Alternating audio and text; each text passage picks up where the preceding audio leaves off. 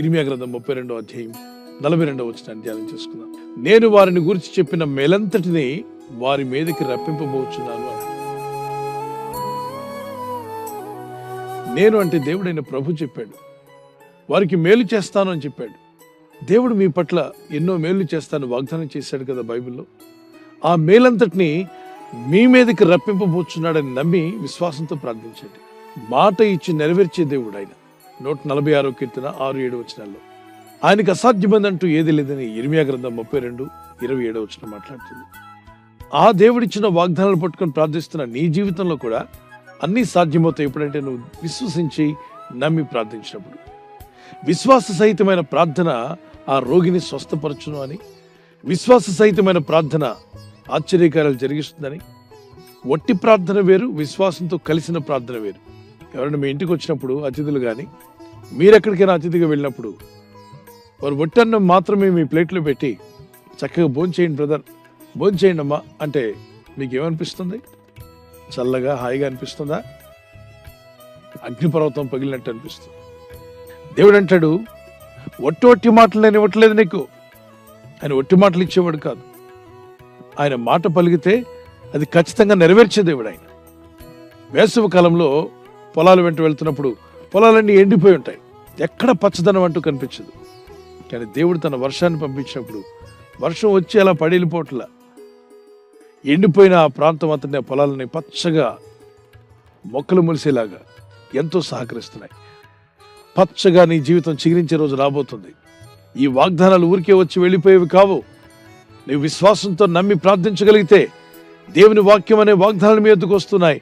వాటిని ఫలింపజేయడానికి ప్రభు సిద్ధంగా ఉన్నాడు. అయితే దేవుని వాక్యముతో నీ విశ్వాసం కలవాలి, మీ ప్రార్థనతో విశ్వాసం కలవాలి. విశ్వాసంతో నువ్వు చేసే ప్రార్థన ఫలిస్తుంది. విశ్వాసము ఎవరి పట్ల? దేవుని పట్ల విశ్వాసం. మత్తయి సువార్త 15:28లో ప్రభు అంటాడు, అమ్మా నీ విశ్వాసం గొప్పది, నువ్వు కోరినట్టే నీకు అవునుగాక అన్నాడు. మీ విశ్వాసం గొప్పది నా కుమారుడా, నీవు కోరినట్టే నీకు అవునుగాక అని ప్రభు పలికితే ఎగ్జాక్ట్గా ఆ కార్యాలు జరుగుతాయి. నువ్వు స్టూడెంట్ అయినా, పెద్దలైనా, తల్లులైనా, తండ్రులైనా, మధ్య వయస్సుకులైనా ఏ ప్రయత్నం చేస్తున్నావో నాకైతే తెలియదు, దేవునికి సమస్తం తెలుసు. ప్రభు నీవు నాకు చేస్తాన్న మేళ్ళన్నీ కూడా నా మీదకి రప్పించు నాయన, పంపుతానన్నావుగా తండ్రి అని ప్రార్థన చేయి. విశ్వాసంతో ప్రార్థిస్తుండగానే ప్రభు నీకు చేస్తానని చెప్పిన మేలు నీ కుటుంబం పట్ల, నీ జీవితం పట్ల అవి నెరవేర్చబడునుగాక. ఆయన పరిశుద్ధ గ్రంథంలో ఏ మేళ్ళైతే మీ మీదకి పంపాలని వాగ్దానం చేశాడు, ఆ మేలులు మీ మీదకి, మీ కుటుంబం మీదకి ప్రభు పంపబోతున్నాడు. విశ్వాసంతో నమ్మి ప్రార్థించండి. ప్రార్థన చేసుకుందాం. మీరు చేసిన వాగ్దానం ఇర్మియా గ్రంథంలో మేము తీసుకొని ప్రార్థిస్తున్నాం. నీకు అసాధ్యమైందంటే ఏది లేదు. నువ్వు మాట తప్పని దేవుడు, నమ్మదగిన దేవుడు నాయన. నీ నామములో ఎవరైతే ప్రార్థన చేస్తున్నారో ఈ వాగ్దానం విని ప్రపంచంలో ఏ పరిస్థితుల్లో వారున్నా ఆ మేలంతటిని కూడా మీరు వారి మీదకి పంపబోతున్నారు. పరిశుద్ధ లేఖనాల్లో మీరు చెప్పిన అనేక మేలులు ఉన్నాయి తండ్రి. నిన్ను స్వస్థపరిచే యెహోవాని నేనే అన్నావు. మా రోగములను తొలగించేవాడు నీవే. నిన్ను అభివృద్ధి పరుస్తానని వాగ్దానం చేశావు. ఇగో ఈ వాక్యములు విని ప్రార్థిస్తున్న నీ బిడ్డలు ఎవరైతే అభివృద్ధి లేకుండా ఉన్నారో, ఆత్మీయంగా, ఆర్థికంగా, మరి అన్ని రంగాల్లో నీ ప్రజలు వర్ధిల్లులాగున నీ మేలులు వారికి దయచేయండి.